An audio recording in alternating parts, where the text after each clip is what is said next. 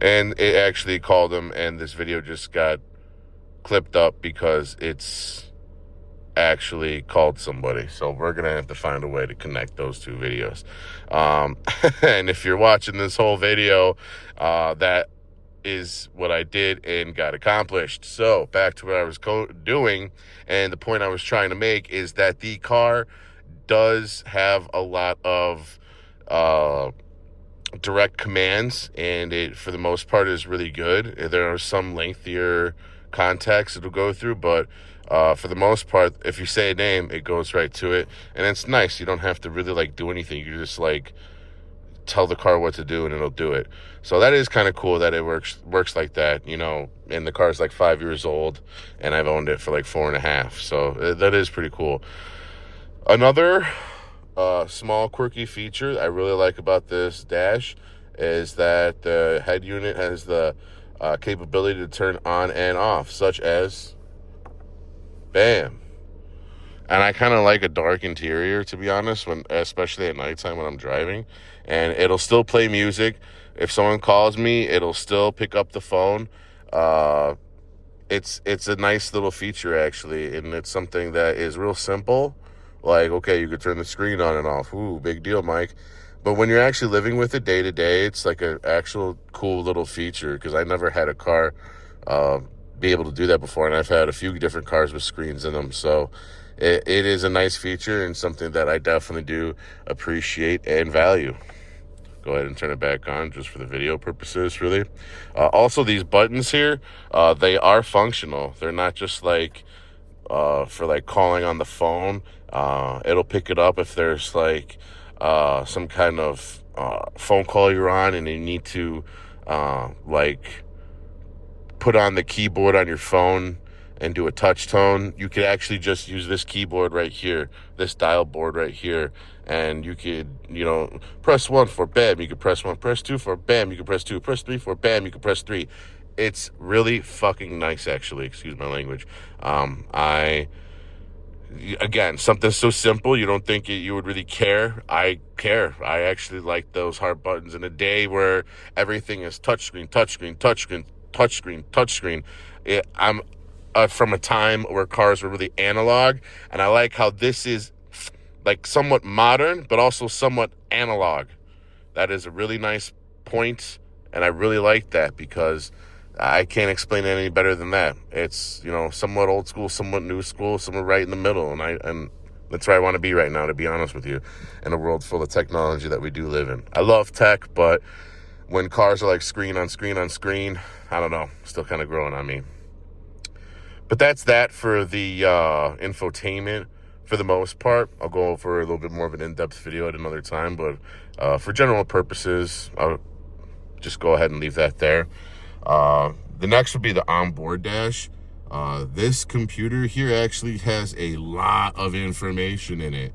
So I could do my miles per hour. I could do and see how many miles of fuel I'll have before an empty tank. I have my engine oil temperature, which is importante in terms of making sure that you do not hit boost before you actually start ripping on the car. Such an important feature that I've actually put in another one of my shorts. If you go to my shorts, check that out. It is such a small feature, man, that you just have to monitor, because these EcoBoosts are good engines, actually, and they will last a long time if you keep, you know, maintenance up with them and take care of them. But what so many people do so often is they go ahead and hit boost, and I don't mean like a 1 or 2, 3, 4, 5 psi. Like, these guys are doing 15, 20 psi, really hitting it when your engine oil temp isn't at a normal heat level yet. I mean, when your temps are not like at a normal level. I mean, it's such a small thing to monitor, but it makes such a big difference in terms of the reliability and longevity of your vehicle. And every EcoBoost owner should probably pay attention to this, because I believe this is universal for most EcoBoost platforms. Just pay attention to your oil temps. It's real simple. You got your engine oil pressure right there. In air, excuse me, I can't talk because it's almost 3 in the morning. Inlet air temp right there. Cylinder head temp, you can see I'm just like chilling, running at 203. It's kind of like right where you want to be, but if I were like a little bit higher than that, at like 220, I'd be concerned, to be quite honest with you. You got your boost vac. You know, boost is when you're in boost, vac is when you're in vacuum. Right now the car is stationary, so obviously I'm in vacuum right there. Air fuel ratio, and that's it for that. And then you go to the left, you have your track apps. Fucking love the track apps, I'm gonna be honest with you. You got your brake performance. You can do your 60 to 0, your 100 to 60, your 60 foot, 100 foot. It's awesome, man. You have an acceleration timer. If you want to do 0 to 30, 0 to 60, 0 to 100, eighth mile, quarter mile. It's also another cool feature is your lap timer. And you could set them. You could do your first lap, second lap, third lap, and make whichever one is your best. You can do launch control. This is a cool feature this car has. However, mine currently is tweaking. When this is active, okay, you're gonna see right there, if you could see my finger in the bottom right-hand corner, LC. I believe there's a fuse that I need to take to Ford actually and get apart so I can just pull it out and put it back in. It's what I see most on the forums and on YouTube. So real simple thing. I guess it's somewhat common. So I got to get that done soon. But it's also a good point to prove and show you what it's not supposed to look like when this is checked off. When it's checked off, nothing's supposed to be there. When it's checked on, launch control should read LC in the bottom right-hand corner. And if you look at the tach, it'll leave like, see, that's how you know it's not working, because it'll start two-stepping at like 3,000 RPMs. And it launches really well. Like, it does work actually, like really, really well. So that is a fun feature when it's working. You can view or clear your results, your status screen. You can see that launch control says it's off. I have my steering, which is right here. I can control. If you can see, again, I'm in the dark here. My steering can switch. If you'll see, I got my steering currently set to normal. Oh, that's my Bluetooth. I have my steering set to normal. I could switch it to sport. I could switch it to comfort. I usually just keep it on normal because I like somewhere in between sport or comfort, unless I'm actually like trying to be sporty, if you will, and know what I mean in the streets of the mean Mexico. Only if you know, you know. What else? What else?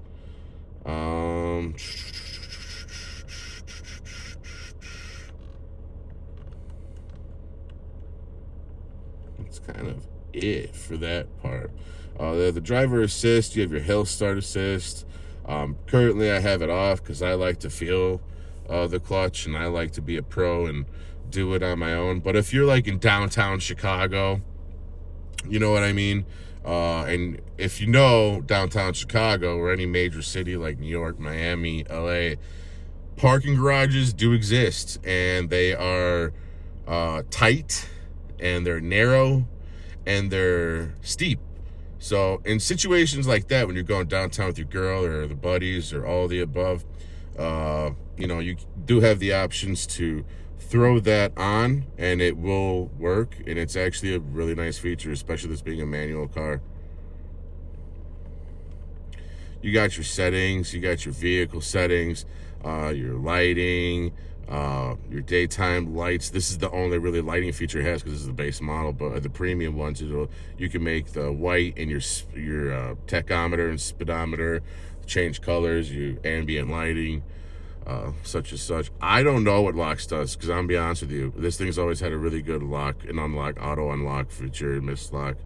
Like, so this is all pretty cool. This is all check mark off already, so I'm just gonna leave that there. I've literally never been in this locked right here before, because the car has a really nice auto lock and unlock feature. As long as the key's with me and I just tap the door handle, it locks, and as soon as I go near it, it unlocks, and I put my hand in the bar. So it's actually like really nice. Door handle, I mean. Oil life reset, you can see the oil life percent. That clearly was not reset by the dealership. As you can tell, that's not correct. So they did not do that correctly.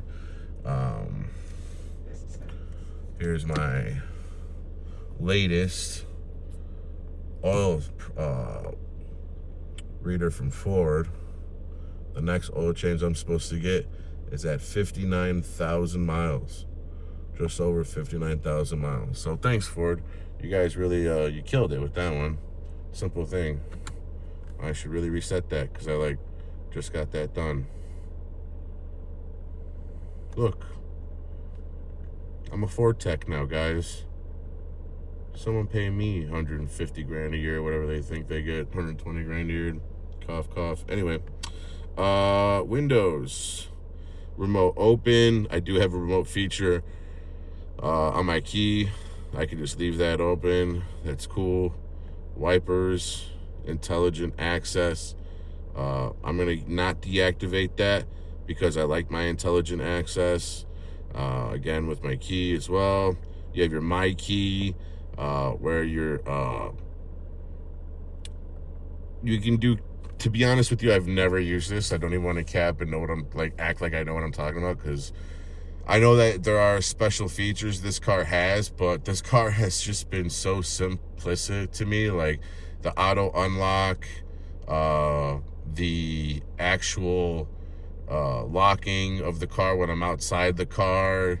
You know, I just press the door handle and it goes. Like, that's from a day-to-day standpoint all I've ever needed from it. I've never once set up my key status once. I never created a my key here. Never. But it does have some features I don't even use, and I've never used in the last 4.5 years. So it's cool it's there though. Your display setup, your distance, tire pressure, language, temperature. I mean, it's got a lot. This is a lot in here. And, you know, this was not even 30 grand when I bought it. So I usually just do the gauge mode, keep it on the tire PSI, especially in the winter months. And again, that shows you all this too. And most of the time, once my engine oil temp is up, I'll just keep an eye on the boost. As you see there, just hit it real quick. Sorry, neighbors, it's actually 2:40 in the morning now, so I really shouldn't be on that. But yeah, I'll just leave that there. But yeah, wanted to go over this quick nighttime POV because I have thoroughly enjoyed this car, and I'm going to keep it for a while longer. And I don't know, maybe a while longer, and really modify this car. I mean, for a daily driver, it's been absolutely wonderful the last 4.5 years of owning this car. It's been my favorite car that I've ever owned. It's my first brand new car, and I just want to take care of it. So I know people are like, oh, it's, you know, the 300B package. Like how the Ford has the 401A package, you know. Yeah, it's a budget build, dude, but I mean, let's be honest, when you're looking for performance cars, and I hate to bust balls or whatever, but this is a performance car. No matter what any shrimp dick fucking big leader douchebag thinks, this car can be tuned well over 350, 400 crank horsepower. You put a big turbo on it, build the head, build the bottom end. This thing can see 500 horsepower, and it weighs 300-400 pounds less than a GT, no problem. So I mean, you can't really fuck with that too much. That's pretty cool. There's a lot of tunability left on the table on this ECU. There's a lot of modifications that are on the table for the car and and the community for this car in general. There's a lot you could do to this car, and for day-to-day, you know, for a daily driver, this has been fine, just as is for me. As long as it looks cool, feels cool, drives cool, and has got some power behind it, and I could play my music, That's really all I need. I'm a simple guy with that, to be honest with you.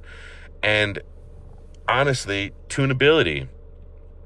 Can I modify this thing? I've left it bone stock all this time because it was under warranty. It is no longer. And I wanted to, really see what this car was like to drive and live with on a daily driver setup. And I felt like that was best done stock. So now I'm going to start getting into the modifying a little bit in the near future here.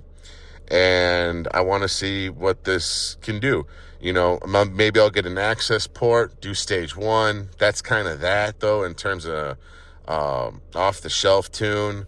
I really don't want to go, off-the-shelf stage 2, Cobb stage 2. I'd rather just do, like, stage 1, maybe like a little blow-off valve, an air intake, and leave that there for a little bit, and then cat back exhaust.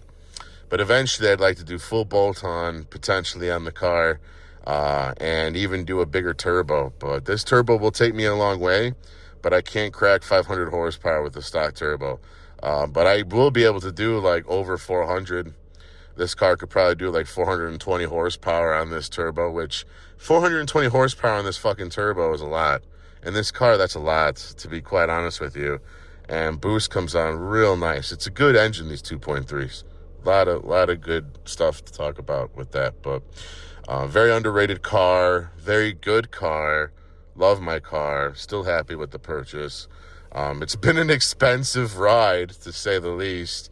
I don't think I'd finance a car this long ever again. About 5-year, 6-year loan. I don't think I'd ever do that again. But to be honest with you, if you got a good interest rate, which I got a good interest rate on it. I'm very happy with what I got. But to be honest with you, it's just, an extra bill every month. And unless I do it for the channel, personally, if I didn't have the channel, I don't think I would do it again just because for pocket's sake. But I wanted to do it at least once, buy a brand new car. Really glad I did. Really liked the experience from Ford with their app and their warranty service. I got pretty good things to say about them that way. But yeah, that's the nighttime POV of the car. Thank you so much for making it this far. And I will see you in the next one.